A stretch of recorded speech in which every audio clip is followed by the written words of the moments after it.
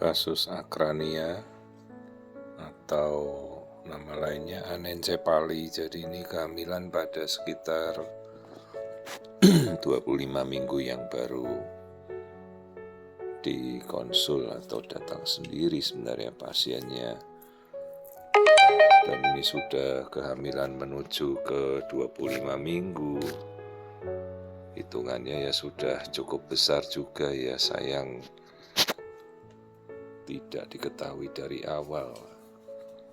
Jadi kasus akrania atau anencefali itu kan seharusnya bisa kita tahu dari sejak masih 12 minggu. Ya, dan ini kita ketahuan pada sekitar trimester kedua. Pada masanya kita melakukan screening. Tapi memang kan kita kembalikan pada keputusan orang tua.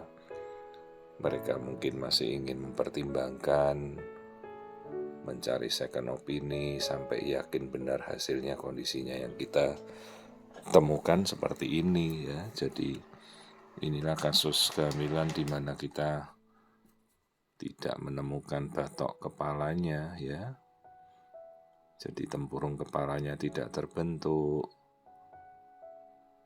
Dan otaknya kalau minggu segini memang sudah hancur karena jaringan otak itu kan terpapar oleh air ketuban. Air ketuban itu sifatnya racun seperti korosif, jadi jaringan otaknya hancur.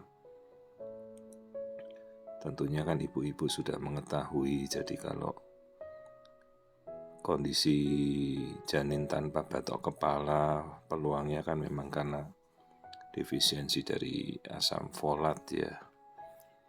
Asam folat kan juga banyak di alam, bisa dari buah-buahan, sayuran, vitamin itu sudah sangat umum lah. Yang lain kemungkinan dari infeksi virus, hati-hati, infeksi paparan virus banyak sekali yang bisa menyebabkan kondisi akrania atau anencefali. Dan kasus seperti ini harus terdiagnosa sejak awal.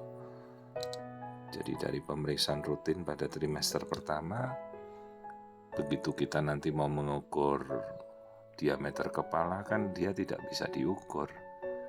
Itulah kecurigaan pertama ya. Nah ini kalau tipe-tipe WSG saat ini yang sudah cukup tajam, kita sudah sangat bisa melihatnya dengan baik ya. Kasus-kasus akrania atau anencefali yang terjadi pada trimester awal, nah ini trimester kedua. Dan perulangannya bisa saja terjadi kembali, hati-hati, angka risiko munculnya anencefal atau akrania itu cukup tinggi.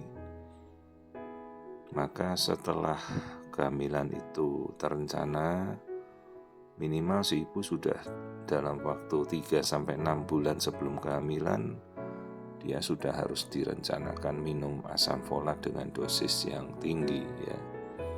Antara 1000 mikrogram asam folat sampai 5 miligram asam folat per hari harus dia konsumsi. Jangan sampai telat perencanaan karena akrania bisa berulang kembali atau anencefali ini angka perulangannya cukup tinggi. Ya. Prognosisnya sangat jelek karena kasus-kasus akrania itu jelas tidak bisa bertahan hidup ya. Beda dengan mikrocepal. Kalau mikrocepal itu kelihatan seolah batok kepalanya menciut ya, karena dia struktur otaknya kecil, tapi batok kepalanya masih ada. Itu kadang-kadang yang dikelirukan dengan anencefal.